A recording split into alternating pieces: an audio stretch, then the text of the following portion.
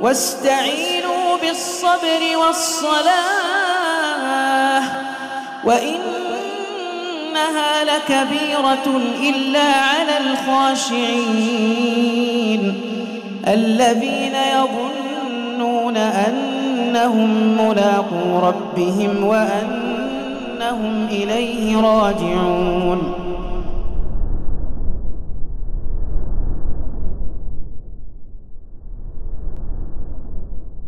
Assalamualaikum warahmatullahi wabarakatuh. Innal hamdalillah nahmaduhu wa nasta'inuhu wa nastaghfiruh wa na'udzu billahi min shururi anfusina wa sayyiati a'malina. May yahdihillahu fala mudilla lahu wa may yudlil fala hadiya lahu. Asyhadu an la ilaha illallah wahdahu la syarika lahu wa asyhadu anna Muhammadan 'abduhu wa rasuluhu la nabiyya ba'dah. Allahumma 'allimna ma yanfa'una wanfa'na bima 'allamtana innaka antal alimul hakim.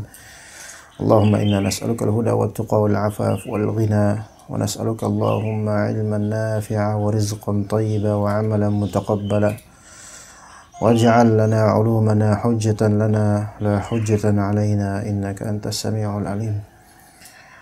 Baik, kita lanjut kajian kitab Al-Qadha wal Qadar karya Al-Syekh Abdurrahman bin Salih Al-Mahmud hafizahullah. Setelah kita membahas sebelumnya masalah kitabah Al-Qadar, yaitu penulisan tentang takdir di Lauh Mahfuz yang Allah Subhanahu wa taala tuliskan 50.000 tahun sebelum terciptanya langit dan bumi. Beliau kemudian mengatakan wa ba'dal kalami ala adillati hatainil martabatain. Setelah kita bincangkan tentang dalil-dalil dua martabat takdir, yaitu martabatil ilm dan martabat kitabah. Ya, martabat al-ilm dan martabat al-kitabah, yaitu bahwasanya Allah Ta'ala telah mengilmui di ilmu azalinya Allah Azza wa Jalla tentang segala yang akan terjadi dari takdir-takdirnya. Dan juga martabatul kitabah, yaitu derajat kitabah, penulisan takdir. Yahsunu an nadhkura huna annahu yata'allaqu bihatainil martabataini iddata taqadir. Maka hal yang baik bagi kita untuk mengingat atau menyebut di sini hal-hal atau bahwasanya takdir itu berkaitan dengan dua martabat ini, beberapa macam takdir. Jadi takdir akan kita taksimkan atau bagikan sampai 5 macam takdir. Dan dengan taksimat ini, pembagian takdir ini secara ilmiah, kita akan mengetahui mana yang disebut takdir yang tidak bisa diubah dan mana yang bisa diubah, sehingga hilang dari kita insyaallah syubhat mengenai zahirnya pertentangan antara dalil yang menunjukkan bahwasanya takdir tidak bisa berubah dan dalil yang menunjukkan bahwasanya takdir bisa berubah. Jadi ada 5 martabat atau 5 macam takdir. At-takdirul awal, takdir yang pertama, disebutkan di sini kitabatu dzalika qabla khalqis samawati wal ardi 50,000 sanatin 'indama khalaqallahu al-qalam. Yaitu penulisan takdir sebelum terciptanya langit dan bumi, 50.000 sebelum terciptanya 50.000 tahun sebelum terciptanya bumi, ketika Allah Ta'ala menciptakan al-qalam, yaitu pena. Ini yang disebut takdir yang termaktub di Lauh Mahfuz. Ini yang pertama, macam takdir yang pertama, takdir yang termaktub di Lauh Mahfuz.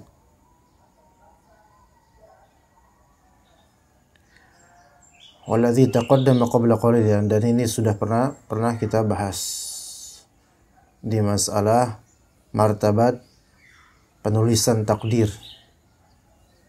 Wa aidan qaulun Nabi sallallahu alaihi wasallam li Abi Hurairah, dan perkataan Nabi SAW untuk Abu Hurairah, yaitu jaffal qalamu bima anta laqin. Ala kulli hal di sini menunjukkan bahwasanya pena telah kering. Ya, afan. Rufi'atil aqlamu wa jaffatis suhuf, atau rufi'al qalamu wa jaffatis suhuf, pena telah diangkat dan sahifah yaitu lembaran lauh mahfuz telah kering.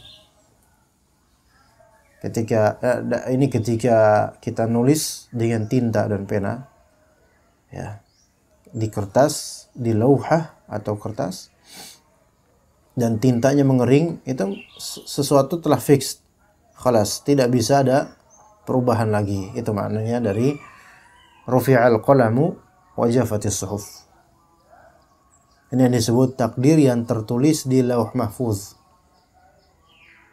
Dan ini yang disebutkan oleh Allah Ta'ala di sebagian surat, di antaranya di surat Al-Ahqaf. Wa indahu ummul kitab, di akhir-akhir surat Al-Ahqaf, di surat Ar-Ra'd, akhir surat Ar-Ra'd. Wa indahu ummul kitab, ya, kata Allah Subhanahu wa ta'ala di akhir surat Ar-Ra'd, yamhullahu ma yasha'u wa yuthbit wa indahu ummul kitab. Atau sebelumnya kata Allah di akhir surat Ar-Ra'd 38, likulli ajalin kitab. Setiap ajal itu ada kitab, takdir. Yamhullahu ma yasha'u wa yuthbit. Allah menghapus yang Allah kehendaki dan Allah menetapkan apa yang Allah dihapus atau dibiarkan, itu terserah Allah.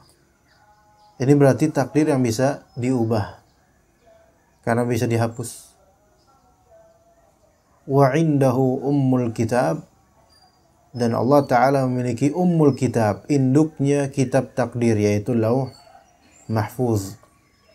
Maka lauh mahfuz tidak bisa dihapus, karena kata Nabi SAW, rufi'al qalamu wa jaffatis suhuf, pena telah terangkat dan lembaran lauh mahfuz telah kering, tidak bisa ubah lagi apa yang termaktub di lauh mahfuz dengan segala rincian takdir. Baik, itu pertama ya. Itu macam takdir yang pertama. Jadi yang pertama ini berarti yang tidak bisa dihapus, tidak bisa berubah. Ini disebut takdir yang tidak bisa diubah. Baik, kemudian takdir model kedua, takdir macam kedua, yang disebut oleh penulis di sini at-taqdiru hina akhadha al-mitsaqu ala bani Adam wa hum ala dhahri abihim Adamu. Itu takdir ketika Allah Ta'ala mengambil perjanjian pada anak-anak Adam. Ya, jadi ada takdir yang Allah Ta'ala canangkan ketika mengadakan perjanjian kepada putra-putra Adam, wahum ala dhahri abihim Adamu, dan mereka itu putra-putra Adam saat itu berada di punggung bapaknya, yaitu Nabi Adam alaihissalam. Ini menurut sebagian ahli tafsir ketika menafsirkan Al-A'raf ayat 172. Ya, menafsirkan Al-A'raf ayat 172, kata Rabb kita Azza wa Jal, wa idh akhadha rabbuka min bani Adam min zuhurihim dhurriyyatahum wa ashhadahum ala anfusihim alastu bi rabbikum qalu bala. Dan ketika Rabbmu, yaitu Allah Azza wa Jalla, akhadha min bani Adam min zuhurihim dhurriyyatahum. Akhadha dhurriyyatahum berarti mengambil dzurriyyat, offspring, keturunan, ya, mengambil keturunan dari anak-anak Adam dari zuhurihim, yaitu punggungnya mereka, yaitu punggungnya Nabi Adam maksudnya. Wallahu alam, kaifiyah dan tata caranya Allah lebih mengetahui, karena ini gaib bagi kita dan kita serahkan ilmu tentang bagaimananya ke Allah. Ya.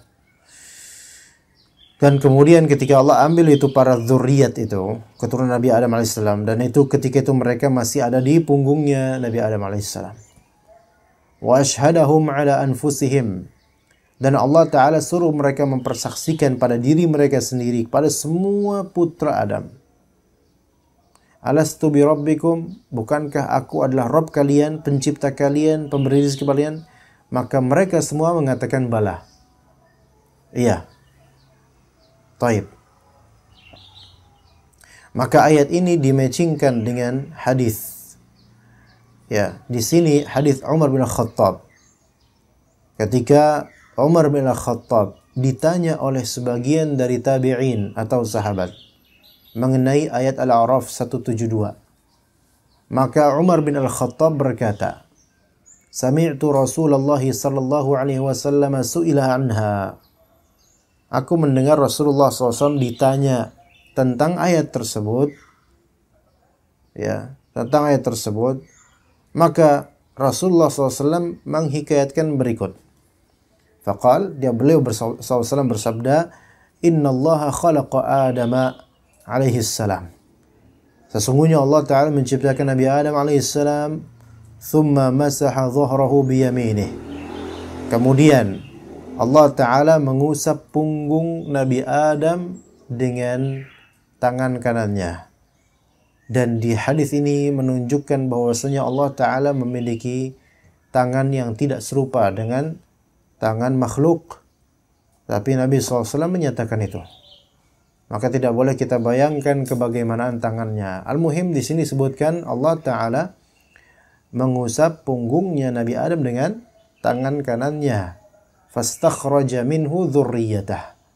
Maka Allah keluarkan dari punggung Nabi Adam alaihissalam zurriyatnya Nabi Adam, keturunan beliau alaihissalam, dan berkata, "Khalaqtu haula'i lil jannati wa bi'amali ahli jannati ya'malun." Ya, ini dalam usapan pertama, pengeluaran pertama. Ketika keluar itu zuriatnya, Allah Ta'ala berfirman, "Aku telah menciptakan mereka ini untuk surga. Dan dengan amalan penghuni surga mereka beramal." Makanya Allah masukkan surga. Masukkan mereka ke surga. Kemudian, kata Nabi SAW, "Thumma masaha dhahrahu fastakhraja minhu dhurriyyatah." Lagi-lagi Allah Ta'ala mengusap punggungnya Nabi Adam dan mengeluarkan darinya zuriatnya Nabi Adam alaihissalam. Maka kata Allah kemudian, "Khalaqtu haula'i lin-nar." Aku telah menciptakan mereka ini untuk neraka, supaya masuk neraka. "Wa bi'amali ahli an-nar ya'malun." Dan dengan amalan penghuni neraka lah mereka beramal. Ini ada beberapa faedah, di antaranya bahwasanya Allah telah mengetahui nasib setiap insan ke surga atau ke neraka sebelum diciptakannya insan tersebut, sebelum eksis manusia tersebut. Dan juga faedah berikutnya bahwasanya amalan ahlul jannah, amalan orang-orang surgawi, amalan baik itu menjadi sebab yang Allah berikan, menjadi sebab untuk masuk surga. Dan amalan penghuni neraka juga menjadi sebab pemiliknya masuk neraka. Jadi Allah Ta'ala memasukkan seseorang ke surga atau ke neraka bukan tanpa sebab, melainkan Allah Ta'ala jadikan adanya sebab, yaitu amalan. Tetapi sebelum adanya sebab itu, ada kehendak Allah Subhanahu wa Ta'ala. Allah Ta'ala yang menghendaki adanya sebab dan adanya akibat dari sebab tersebut. Faham nggak maksudnya? Jadi masyiah Allah, kehendak Allah itu ada sebelum segala apa yang terjadi. Sebab itu makhluk bukan? Sebab itu makhluk. Akibat dari sebab makhluk bukan? Makhluk. Kehendak Allah makhluk bukan? Tidak. Kehendak Allah adalah sifat Allah Ta'ala. Dan sifat Allah Azza wa Jalla azali. Ada sebelum segalanya. Karena Allah Ta'ala tidak disamakan dengan makhluk dari segi keterjadian. Bahwasanya masyiah atau kehendak Allah itu seperti makhluk, yaitu ada, diciptakan oleh Allah. Enggak. Yang Allah Ta'ala memiliki sifat berkehendak, itu sifat Allah. Tapi apa yang Allah kehendaki itu bisa jadi makhluk. Sebab adanya sebab itu di bawah kehendak Allah bukan? Iya, di bawah kehendak Allah. Karena ada sebab pasti ada akibat. Baik sebab atau akibat, keberadaan sebab maupun keberadaan akibat dari sebab tersebut, keduanya adalah apa yang Allah kehendaki terjadinya. Maka di sini sebabnya adalah amalan surgawi, akibatnya masuk surga. Sebabnya adalah amalan neraka, akibatnya masuk neraka. Baik sebab yaitu amalan maupun akibat yaitu masuk surga atau neraka, semuanya itu keterjadian yang berupa makhluk yang Allah Ta'ala takdirkan. Sebelum adanya sebab dan akibat sudah ada kehendak Allah akan terjadinya sebab ataupun akibat. Ya. Bisa dipahami nggak? Anda paham? Paham, Putra? Nah, begitu ya, ikhwan. Kemudian maka seorang bertanya kepada Rasulullah SAW, ya Rasulullah, fafimal amal? Ya Rasulullah, lalu kalau sudah ketahuan setiap insan itu ke surga atau ke neraka, lalu fimal amal, buat apa beramal? Beramal ini dalam rangka apa? Sementara kita sudah diketahui oleh Rabb kita Azza wa Jalla nasib kita kelak. Maka kata Rasulullah SAW, Inna Allah Azza wa Jalla idha khalaqal abda lil jannati ista'malahu bi'amali ahlil jannah. Sesungguhnya Allah Azza wa Jalla jika dia menciptakan hamba untuk masuk surga, maka Allah akan gunakan hamba tersebut dengan amalan ahlil jannah. Maka sebenarnya tanda-tanda orang akan masuk surga itu ada tanda-tandanya, yaitu amalan dia. Kalau Allah pergunakan hamba ini selama hidupnya hamba ini untuk amalan ahlil jannah, maka ini tanda-tanda insya Allah dia akan masuk surga. Walaupun kita tidak boleh pastikan karena terserah Allah nanti gimana di mahkamah akhirat. Kalau misalnya orang ini memang ustu'mila bi'amali al-jannah, Allah Ta'ala gunakan orang ini untuk amalan surgawi, misalnya dia beribadah, dia rajin ke masjid, rajin belajar, rajin beramal saleh, rajin sedekah, itu kan amalan ahli surga. Allah gunakan orang ini untuk amalan-amalan baik tersebut, maka potensi ini menjadi amalan-amalan baik ini selama ikhlas dan sesuai sunnah Nabi SAW, ini menjadi sebab untuk dimasukkannya dia ke surga. Tapi sebelum sebab dan akibat tersebut ada kehendak Allah, maka nggak boleh kita hanya bergantung pada sebab saja, melainkan kita minta sama Allah agar Allah Ta'ala berkehendak memasukkan kita ke surga dengan amalan-amalan ini. Hatta yamuta ala amalin min a'mali ahlil jannati fayadkhula bihil jannah. Sampai dia mati dalam keadaan beramal dengan amalan-amalan surgawi itu. Kemudian dia masuk surga dengan sebab itu. Wa idza khalaqal 'abda lin-nari, kalau misalnya Allah Ta'ala menciptakan hamba untuk masuk neraka, ista'malahu bi'amali ahli nar, maka Allah akan pergunakan orang ini untuk beramal amalan penghuni neraka. Na'udzubillah min dzalik.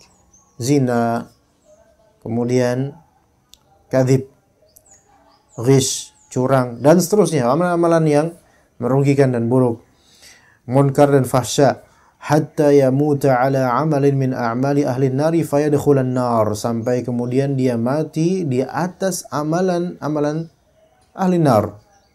Jadi matinya su'ul khatimah, na'udzubillah min dzalik, dan dia masuk neraka dengan sebab itu. Taib. Dan ada riwayat-riwayat lain yang disebutkan oleh Ibnu Katsir rahimahullah dan tafsir Ibnu Katsir dan juga Al-Imam As-Suyuti rahimahullah dalam kitab tafsir beliau Ad-Dur Al-Manthur. Tapi kata penulis, walaysa hadza mawdi'a munaqashati mas'alatil mitsaq wal khilaf fihi. Ya, di sini bukan majalnya, bukan tempatnya kita menjabarkan banyak-banyak tentang masalah khilafiyah di hal ini. Wa innamal maqsudu huna anna man rajjaha anna al-maqsuda bil ayati al-fitrah qalu inna ar-riwayat al-warida fi dhalika tarji'u ila al-qadri sabiq. Ala kulli hal di sini ikhwan, ada yang takdir kedua, yaitu takdir yang Allah tentukan ketika Allah Ta'ala melakukan itu, yaitu mengeluarkan zurriyat atau keturunan Nabi Adam alaihissalam dari punggungnya beliau alaihissalam. Dan takdir yang kedua ini juga takdir yang tidak bisa diubah. Karena takdir yang kedua ini takdir yang Allah tentukan seseorang ke surga atau neraka dan sudah fixed. Walaupun makhluk-makhluk tersebut belum terwujud di dunia, di bumi ini. Maka ada dua takdir yang sudah kita pelajari. Takdir pertama, takdir yang tertulis di Lauh Mahfuz. Maka ini fixed, tersegel, telah kering, tidak bisa diubah. Dan takdir yang ada di Lauh Mahfuz ini, segala global dan rincian dari takdir-takdir kelak itu semua ada di Lauh Mahfuz dengan segala rinciannya tanpa kecuali, dengan sekecil apapun keterjadian. Dan itu semua tidak diubah, tidak bisa diubah. Khalas, fix. Kemudian takdir yang kedua yang kita pelajari yaitu takdir yang Allah tentukan tentang surga atau nerakanya seseorang. Dan itu Allah takdirkan ketika apa? Ketika mengeluarkan zuriyat atau keturunan Bani Adam dari punggungnya Nabi Adam alaihissalam. Dan yang kedua ini juga tidak bisa diubah. Allah telah mengetahui masir mereka, tempat kembali mereka semua secara rinci semuanya. Ini tidak bisa diubah. Dan takdir yang kedua ini juga sudah ada di takdir yang pertama, yaitu Lauh Mahfuz. Yaitu Lauh Mahfuz itu juga disebutkan di dalamnya orang ini ke surga atau ke neraka. Azabnya apa aja itu sudah Allah Ta'ala gariskan di Lauh Mahfuz. Dan kemudian kalau orang ini dikeluarkan dari neraka menuju surga, itu juga sudah ada di Lauh Mahfuz. Seperti itu, ikhwan. Yang ketiga yang disebut oleh para ulama sebagai at-taqdir al-umri. At-taqdir al-umri, yaitu takdir yang sifatnya takdir umur, takdir usia, takdir umur. Inda awali takhliqin nutfah, di awal penciptaan air mani. Maksudnya apa? Yaitu takhliq di sini di awal pemakhlukan air mani.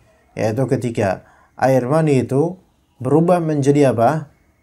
Mudghah, segumpal darah. Berubah menjadi kemudian alaqah, segumpal daging. Baru kemudian Allah Ta'ala utus malaikat. Maka dalam hadis riwayat Abdullah bin Mas'ud, hadis yang masyhur, Rasulullah SAW bersabda, "Inna ahadakum yujma'u khalquhu fi batni ummihi 40 yawma." Seorang dari kalian dikumpulkan penciptaannya di mana? Antum di mana waktu itu? Di perut siapa? Yakin antum? Hah? Anda agak ragu. Antum di mana? Di perut ibu? Iya. Antum putra di perut ibu? Kayak gini hasilnya sekarang. Baik, sesungguhnya seorang di antara kalian dikumpulkan penciptaannya di mana? Perut ibunya selama 40 hari. Thumma yakunu 'alaqatan mithla dhalik. Kemudian menjadi apa? 'Alaqah. Afwan, tadi anak kembali ke 'alaqah dulu harusnya baru muntuah. 'Alaqah itu segumpal darah. Ya. Selama 40 hari kemudian, berarti udah 80 hari. Hampir 3 bulan. Kemudian thumma yakunu mudghatan mithla dhalik. Kemudian jadi segumpal daging dengan waktu yang sama. Berarti 120 hari kira-kira. Berapa? Kam syahra? 4 bulan. Thumma yab'atsullahu ilaihi malikan.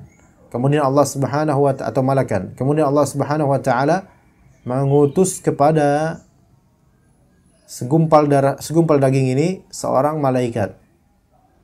Kita katakan orang aja lah ya. Atau sesemalaikat ya. Bi arba'i kalimat, dengan 4 kalimat. Jadi 4 hal, 4 takdir. Bikat bi rizqihi, yaitu penulisan tentang rizkinya dicatat. Wa ajalih, ajalnya, maksudnya ajal apa ikhwan? Kematiannya. Ya. Wa amalih, amalan dia.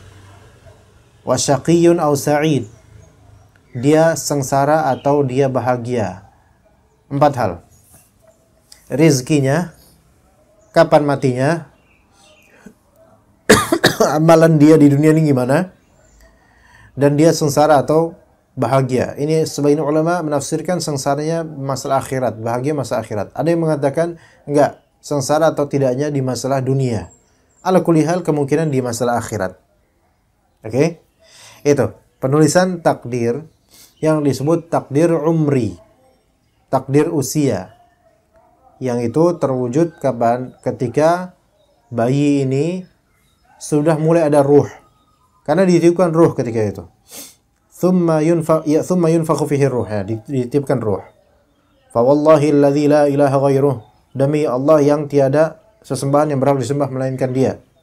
Inna ahadakum la ya'malu bi'amali ahli jannati, sesungguhnya seorang di antara kalian beramal dengan amalan penghuni surga. Hatta ma yakunu bainahu wa bainaha illa dhira', sampai tiada jarak antara dirinya dengan surga kecuali sehasta. Ini dimaksudkan oleh sebagian ulama, maknanya adalah dia itu beramal dengan amal ahli surga sampai dekat dengan kematian. Fayasbiqu alaihi alkitabu fayamalu bi'amali ahli nari fayadkhulaha. Namun alkitab, lauh mahfuz, itu telah lampau buat dia. Sudah termaktub nasib dia. Ternyata dia beramal dengan amalan penghuni neraka di penghujung hayatnya. Sampai batasan antara dirinya dengan kematian hanya dhira' sehasta. Dia beramal amalan penghuni neraka, padahal sebelumnya beramal dengan amalan penghuni surga. Fayadkhulaha, maka dia pun masuk mana? Masuk neraka karena su'ul khatimahnya dia. Begitu ya kawan. Ini menunjukkan bahwasanya apa yang dicatat oleh malaikat di takdir yang disebut takdir umri ini bisa berubah. Bisa berubah. Iya, tentang rezekinya dia. Tentang ajal kematian dia. Amalan dia sepanjang hidupnya. Dan dia calon orang bahagia atau orang yang sengsara di akhirat. Itu ditulis oleh malaikat, disuruh oleh Allah Subhanahu wa taala di penciptaan 120 hari ini. Tetapi ini termasuk takdir umri yang mana ia tidak sama, dia belum tentu sama dengan apa yang termaktub fix nanti di takdir, telah termaktub fix di takdir di lauh mahfuz. Ya, boleh jadi tercatat bahwa dia akan mati pada tanggal sekian, biiznillah, di takdir umri. Namun di lauh mahfuz hakikatnya dia akan mati pada tanggal sekian lebih karena mungkin silaturahim, karena mungkin sedekah, karena dan seterusnya. Ya. Dan ketahuilah apa yang terwujud di takdir umri dari perubahan itu telah termaktub di lauh mahfuz. Jadi kalau ada perubahan di sini misalnya, di takdir umri, takdir umur, takdir usia, ditulis bahwasanya amalan dia itu bagus sampai akhir hayatnya, zahirnya. Nah kemudian ternyata Allah takdirkan memang bahwasanya menjelang dia wafat, dia beramal dengan amalan syaitani. Dan takdir dia akan beramal dengan amalan syaitani di akhir hayatnya itu sudah termaktub di lauh mahfuz. Walaupun di takdir umri yang dicatat malaikat itu termaktubnya apa? Dia amalannya bagus semua. Begitu. Kemudian ana rampungkan dulu ini hadis. Wa inna ahadakum la ya'malu bi'amali ahli an-nari hatta ma yakunu bainahu wa bainaha ila dhira'. Sesungguhnya seorang di antara kalian beramal dengan amalan penghuni neraka sampai jarak antara dirinya dengan neraka itu cuma sehasta. Artinya diri dengan kematian sehasta. Sebentar lagi mati ini orang. Tapi selama sepanjang hidupnya dia amalan neraka. Fayasbiqu alaihi al-kitab, maka al-kitab lauh mahfuz telah lampau, ditakdirkan oleh Allah sudah lampau bahwasanya dia fayamalu bi'amali al-jannah fayadkhulaha. Di akhir hidupnya dia beramal dengan amalan penghuni surga, dia masuk surga, padahal tadinya dia kelihatan ahli maksiat. Namun kadang terbesit pikiran di kita, kenapa kok seperti tidak fair, tidak adil, orang sudah banyak beramal amalan penghuni surga tapi kok akhir hayatnya husnul khatimah. Maka dalam riwayat Abu Dawud ada tambahan fima yabdulin nas, Dia beramal dengan amalan penghuni surga yang tampak pada manusia, padahal qalbunya tidak ikhlas.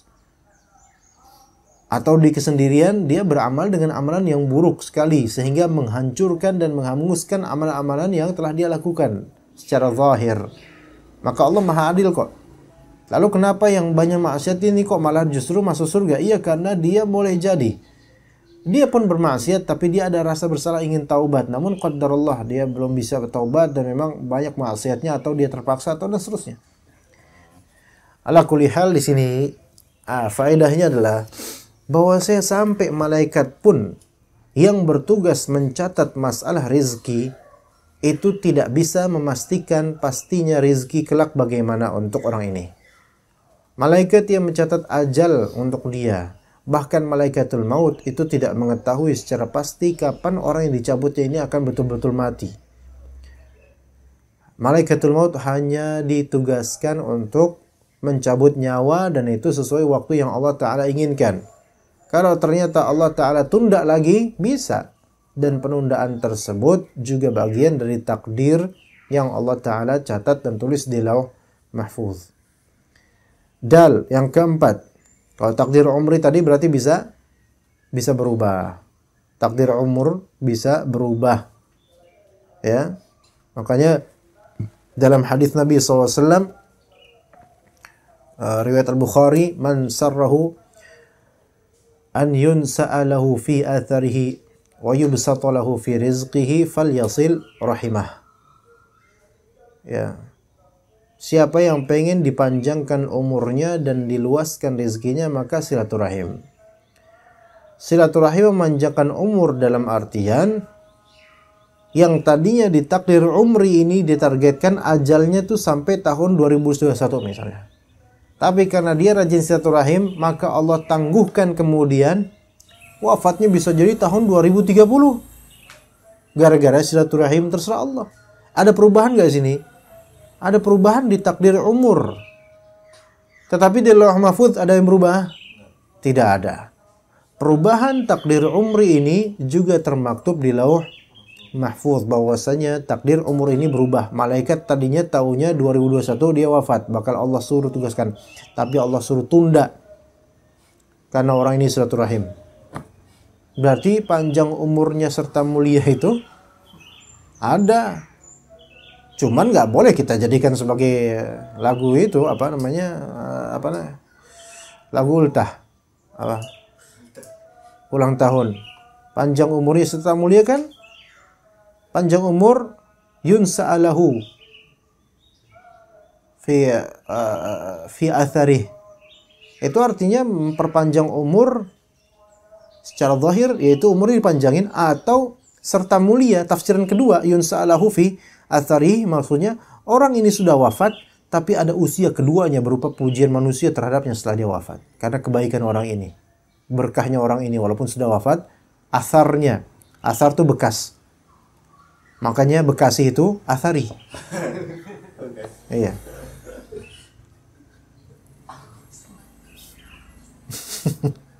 Ya kan? Hasan al-Athari misalnya. Hasan Bekasi. Iya. Taib. Taib yang keempat ikhwan, at-taqdirul hauli fi lailatul qadar. Takdir tahunan di malam al-qadar, Lailatul Qadar.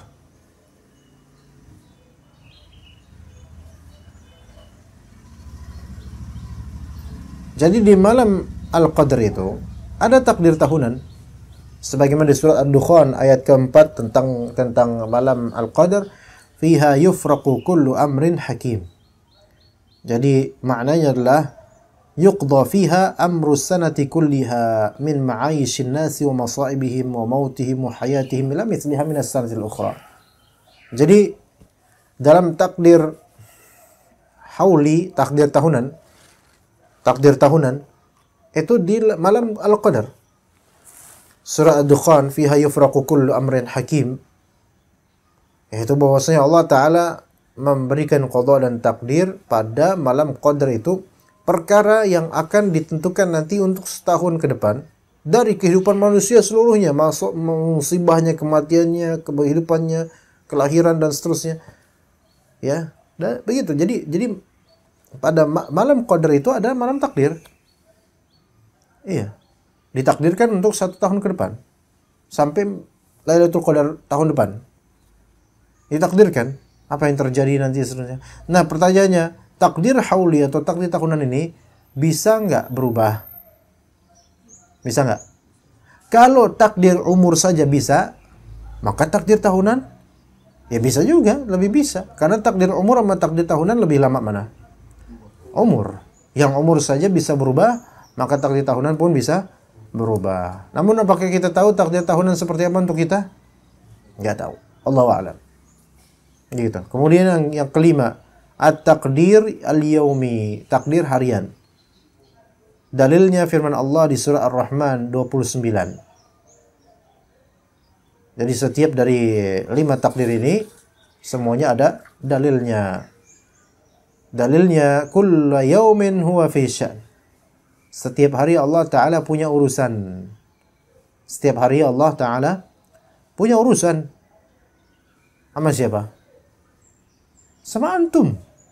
Enggak? Allah berurusan enggak sama antum? Allah mengurus antum?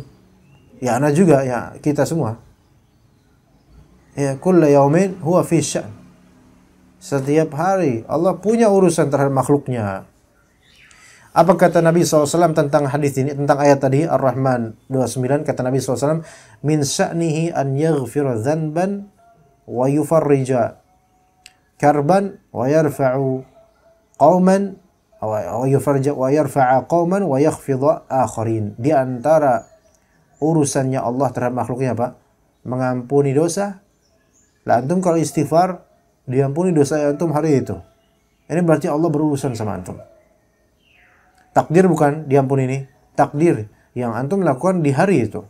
Kemudian wa yufarriji karba, yaitu meloloskan dari musibah. Itu juga takdir harian. Wa yarfa'u qauma, meninggikan kaum. Wa yakhfidhu akharin, menurunkan atau merendahkan kaum lainnya. Semua ini takdir harian. Terjadi pada keseharian insan dan manusia. Iya. Antum dihinakan pada hari ini, di pagi hari. Ini semua ditakdirkan oleh Allah Ta'ala. Lalu karena antum sabar pada sehari-harinya, antum kemudian diangkat oleh Allah derajat antum. Mungkin nggak? Mungkin. Takdir harian. Tapi pertanyaannya, takdir harian bisa nggak berubah? Kalau takdir tahunan bisa berubah, apalagi takdir umur bisa berubah, maka takdir harian bisa berubah dengan begitu cepat, terserah Allah Subhanahu wa taala. Ya begitu. Maka ya apa yang disebut dalam hadis, mengubah apa? Doa bisa mengubah takdir. Artinya apa? Yaitu mengubah takdir, imma takdir umur, imma takdir harian, tahunan, imma takdir harian. Takdir yang bisa diubah, dan segala takdir yang berubah tersebut semuanya tertulis di Lauh Mahfuz. Begitu. Ya. Takdir yang bisa berubah ini awalnya boleh jadi diketahui oleh sebagian makhluknya di antara malaikat. Tetapi takdir Lauh Mahfuz dan takdir yang nomor 2, yaitu ketika Allah Ta'ala keluarkan zuriat Nabi Adam dari punggungnya, itu semua hanya Allah yang tahu. Hanya Allah yang tahu.